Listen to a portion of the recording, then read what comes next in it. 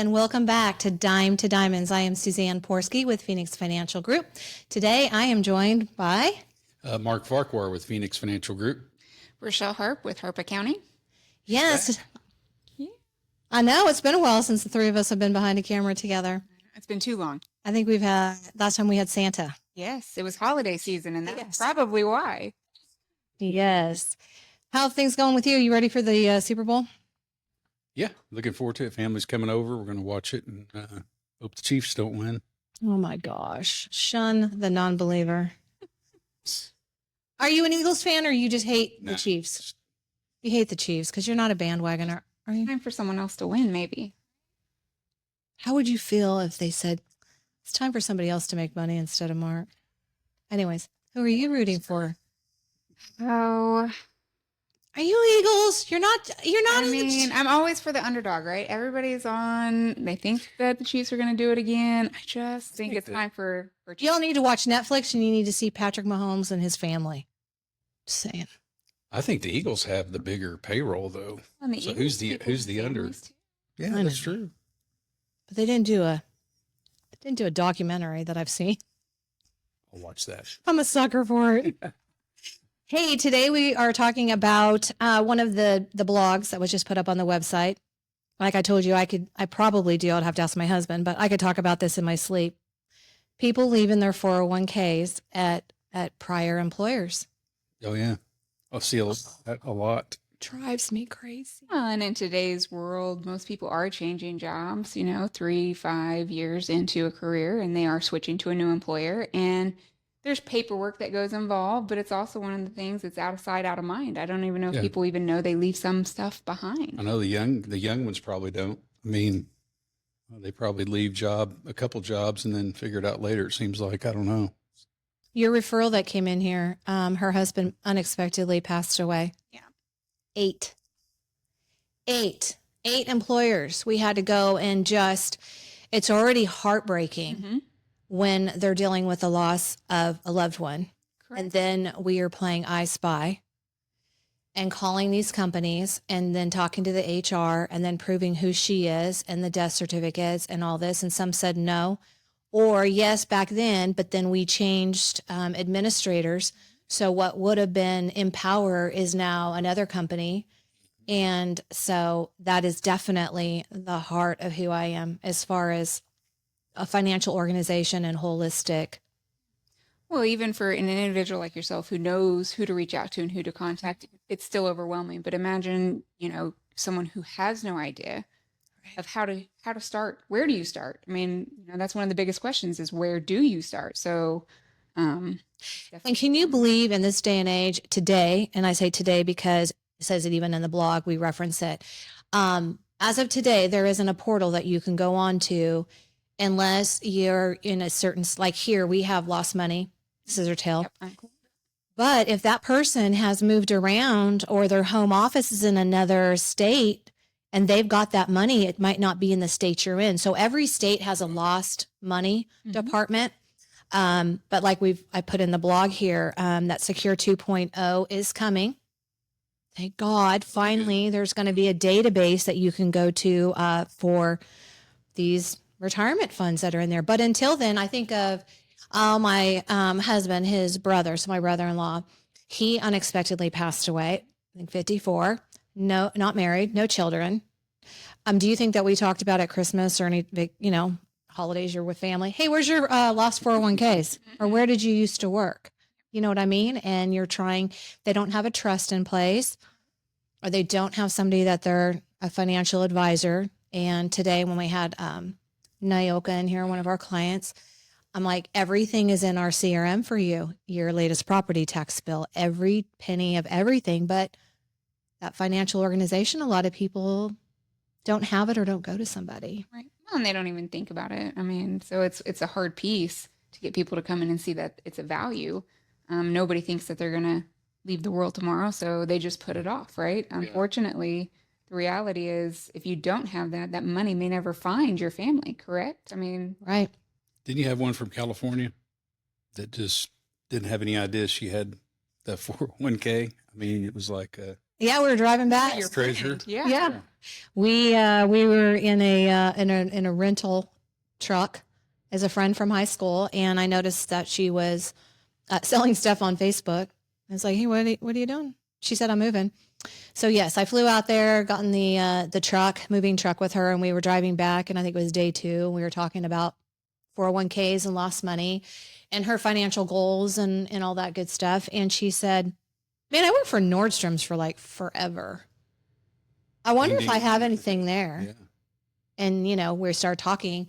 So we go from, she's wondering how to make ends meet, and to, I think that was like $140,000 was found. And it was like amazing. And then when she was going through boxes, she realized, she's like, "What are these?" And I'm like, "Those aren't just pretty artifacts. That is stock certificates. So let's find out where these stocks are." She goes, "Yeah, when I was 18 and worked for this company, they each give you a share." I mean, we're hitting 60 here pretty hard. It's been a long time. So I call on it and they go, "Man, it's been split so many times." But again, it's just getting financially organized. So I know in our blog that we kind of give some ideas on what somebody should do. What if you have prior employers? What should you do? You could check with your employer, call that employer first that you used to work for, talk to their HR person, and see if they could pull the information up for you. Mm-hmm. I had a young man, he's in his 20s, worked for a company here in town. He kind of kept track of what he had. He had his 401k statement, but it was, I think, a few years old. But we did the statement, transferred it to the Schwab account, and then it would never transfer. Well, they changed their plan administrator, so we had to do some backtracking on that to find out, who the new one is and all that, because we didn't have any idea until we contacted the Right. employer, and then they kind of advised us that they had changed. So there's the missingmoney.com. We put that on there that people, of course, like we said, check your state, your unclaimed property. I've had family that's put in family members that have passed away. I did that. Mm-hmm. You find money. I found out that my biological father's, so it was my grandpa, I put in his name. It's one of those days I was just on my phone, put in his name, and he had money. And so the next of kin was my biological father, who also had passed away. Long story short, it was tied to mineral rights in a well on somebody's land in Oklahoma. That's where those checks were coming from, and it was in that lost money. So I encourage people all the time, do some searching. Doesn't hurt. Yeah. if you're bored and it's not football season, Yeah, exactly. get on there and check those missing money, or check the unclaimed property. Right. Well, so if someone is leaving a company and going to a new company, right? So what's the options then to do with the 401ks or retirement options that they have with their current company? What are their options? Right. I mean, So I had somebody call this week or last week, and she had money at a prior employer and with their administrator, and she said, "What are the advantages of moving it?" And that's what I want to talk about, the advantages. When you have it with a plan administrator, it has to be there when you're working there. You can't typically, 90% of the time, move it out from an employer you're currently with. You have to keep it there until you have a separation date. But as soon as you have a separation date, you can move it to Schwab or a Fidelity, and then you're the custodian. You're cutting all those management fees out. If you want to continue to manage it in the same way with those same funds, that's when you talk to somebody like one of us that says, "Hey, let's look at the ticker symbols and kind of see what they've done." And that's where I encourage people to take control of the money that you've worked so hard for and make it work as hard for you as you did to get it. Yeah, that old plan's not calling you going, "Hey, we need to make these changes within your old plan." They're not doing that. So it's good to find somebody to help you. And that knows your goals. Right. And like this person, a single mother of 3, pretty recent, you know what I mean? From when she established her 401k. Totally different goals now than maybe when she filled out her paperwork or the last time she talked to somebody at that large, administrator, like Empower, and Right. trying to think of the other ones, Putnam. And it's getting financially organized, like get it all in one place. find somebody that's got a CPA in-house, that's got, we've got the tools and the software to make sure it's all working together towards a common goal, Right. Instead of it just being tucked away. And there are some people that get, their statements and they're like, well, I'm kind of following it. Pull it together to see if it's all working cohesively towards the common goal. Well, and as long as they move it directly from that institute to a Schwab account, never take possession of the money, there's no tax implication. Correct. Right. You're not That's the big creating a key. tax It's event. not an event at that point in time. Right. So I have a lot of people ask me, what if I just close it out and take the money? What happens then, Rachel? So if you're under, Rachelle. you're fine. If you're under 59 and a half, you're going to pay a 10% penalty, right? The government wants you to keep it in there and use it for retirement purposes. So if you're under that, you're going to face that penalty. If you're over that, you can do that and you're going to pay taxes on income.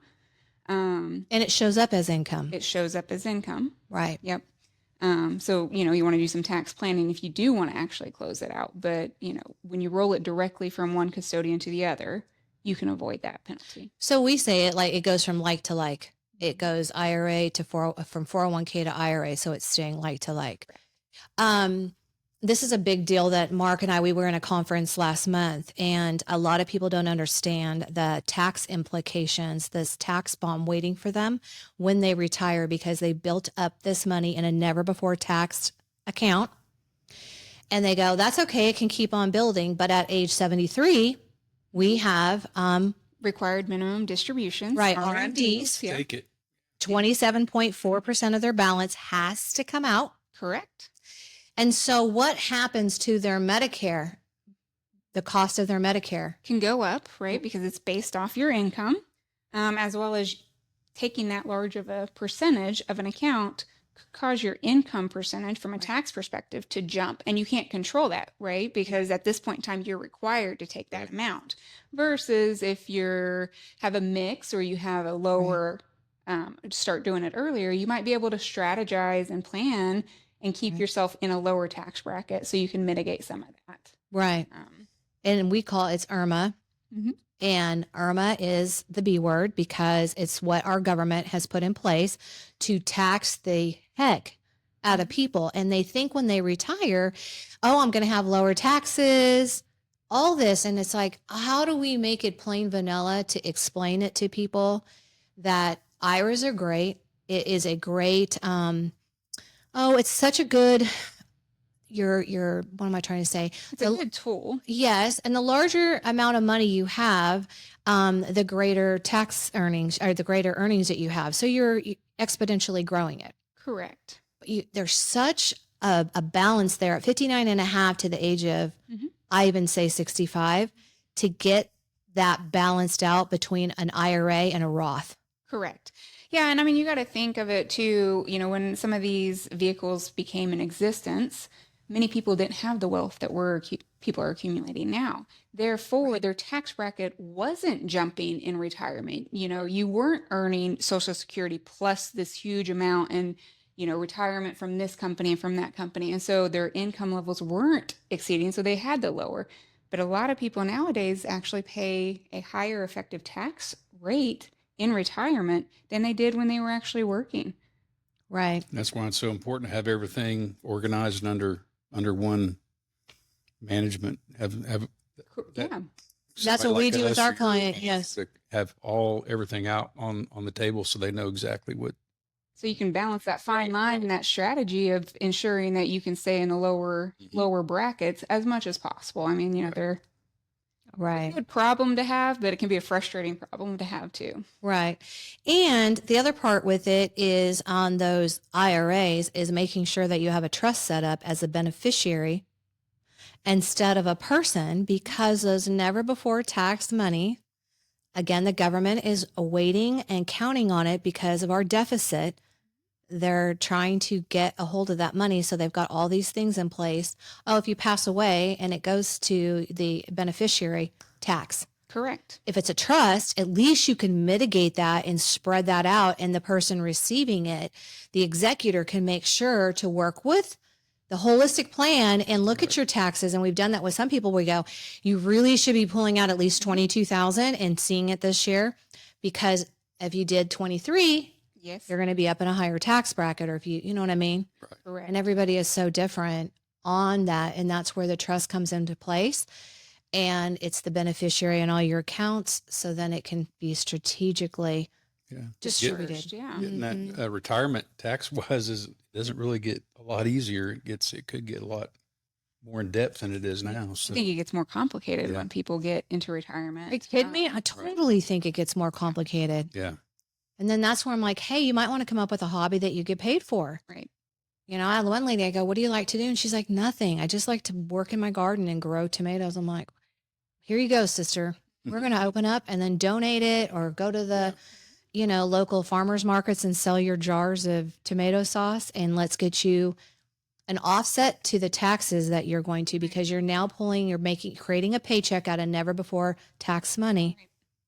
And then you get into the whole thing that you're from the time that you can get Social Security to the time that you're at your full retirement age where they're not taxing it. I was just talking to my husband about this. Like, if he took it when he could at 62, it's 85% is taxed. Yeah, and so that's driven, by your income level. Right. if So you make I'm a still certain working. income, Right. you have to be very careful not to exceed that, because yes, up to 85% can be taxed. And a lot of people aren't aware that even occurs. I know. And it's a big shocker, and it's a huge tax bill, considering that they haven't put any of that money behind. That's the other piece. Social Security doesn't withhold taxes unless you call and request it. A lot of people aren't aware of that either. And so then it hits pretty heavy come tax time of trying to pull that cash together. And then the Medicare piece, it's on a sliding scale. So depending on how much income you show is how much your Medicare cost is. That is 100% accurate, as well as it's not just income as you and I think of income, right? Because when we start looking at a tax return, there's certain things that are non-taxable, bonds and certain things like that. Well, unfortunately, when you're talking the Medicare side, they have their own formula that includes some of this money that's not taxed. And so you may look at your tax return and say, hey, I'm below the threshold.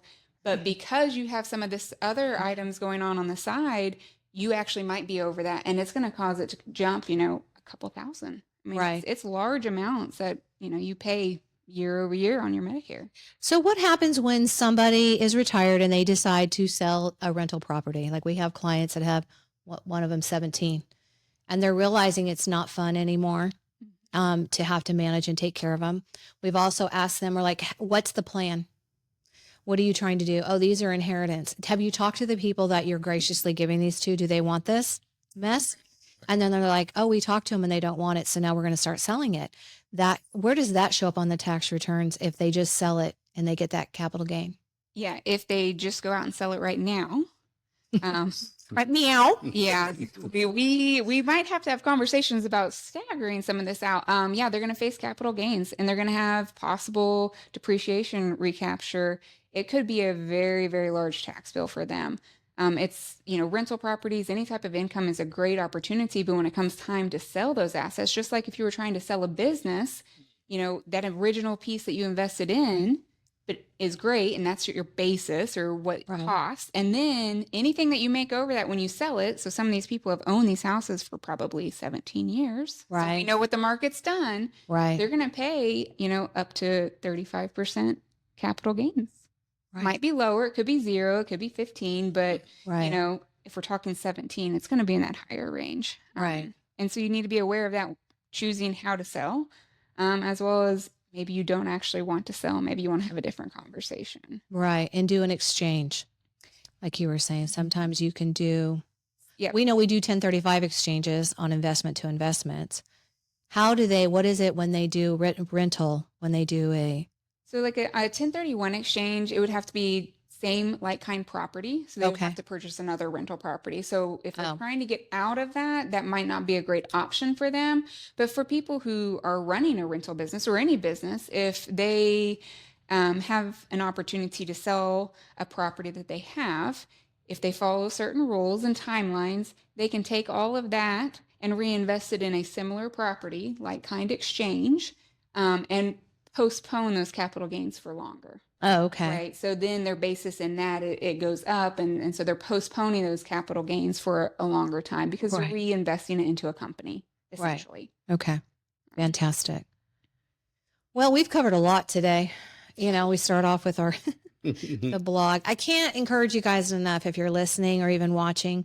Go to phx.financial. We are constantly updating on there. I kind of treat it like I do the front foyer here. Some of us bring in fresh flowers and water plants. I do that with the website. We're constantly looking and keeping it updated on the stuff we're reading at the time. Power of Zero by David McKnight right now was given that book out free. Looks like that's going to stop now because Amazon's told me no. Froze you. They froze my.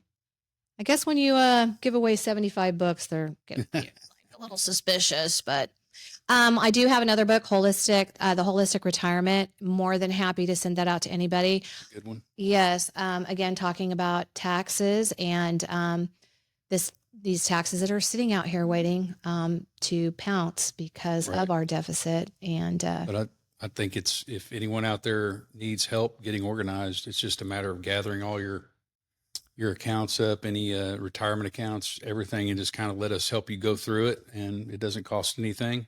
absolutely no cost whatsoever. Right. And I can't say we'll do that forever, but right now we are very involved in our community with workshops at no cost. These podcasts, what we pour out into on our website and stuff like that. And like today, we had somebody that came in and could not find her property tax bill. Right. And needed it for something else that we're doing with her. And you were able to contact the, got online and got that taken care of. And I'm going to touch on that just to talk about financial organization. Right. We had her daughter who's getting ready. That was another great appointment. Daughter attended one of our workshops.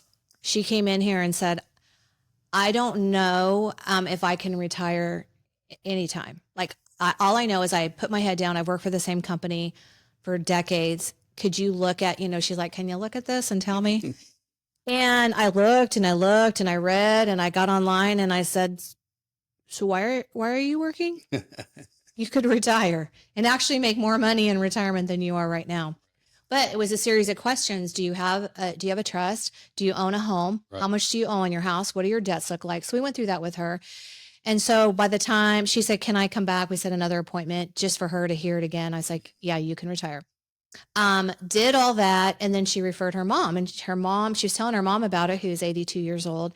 Is there any way she would sit with me and talk to me? So she came in and we had the conversation. Where are you at now? Where do you want to be? That was interesting. 82? You had mineral rights, you had farmland, bring your tax returns in. And I'm like, so where's this money coming from? Oh, those are just mineral rights off of some things that we have. And I'm like, so what's that? Oh, 80 acres I want to sell over in Wagner. Okay. So why haven't you? What do I do? How do I go about it? Yep. Then just said, how do you feel every month financially? How do you feel? And she just kind of looked at me and I said, what would make you so happy? What if you looked in your savings account, what would make you happy? How much extra every month would you like to have? And we just started looking at it all. She has nothing on her house. She had to go get a new car because her car finally died. She is a widow. So a second on the house, which is in first position, a HELOC, home equity line of credit. Variable retirement account. She had a variable annuity. So, watching that thing. Right. Got that out, put it in a Schwab. Set up an income stream for her, got a real estate agent that I highly recommend and trust, Jen, on with her and getting that property listed and sold, and got her all organized. And then like today, she was just like, I don't know where to find my property tax bill. I had it and I don't. We're going to do it for you. And under one roof. I mean, let us help you. Everything, every area we can do it. So. Taxes. Yes, yes. Happy to review and talk and see if there's any opportunities for mitigation and strategies. And you do monthly, like you will do. Yes. Okay. Yes. I'll do appointments with people monthly if they're interested in that. It just depends on what people's goals are, right? And it's all catered towards that. What is it that you're Yes. interested in? A lot of times people think it's mitigation, but I have had some individuals who are self-employed. They're looking to buy homes. So we are not trying to mitigate their income. We're trying to, show a better income stance. So it just depends on what your goals are, but you have to communicate that. You have to be willing to do that deep dive with somebody. And I think that's a vulnerable piece. And we try to be very sensitive to that. Right. I want them to know we're on their side. Correct. Absolutely on their side. So, Exactly. well, I want to thank you guys all for joining us again here, Dime to Diamonds. And please tune in next week. We do have that drop. Well, I guess every 2 weeks, but it's always such a pleasure to be able to share our knowledge and expertise and offer a lending hand in any area that you have, anything, all things financial. We are here.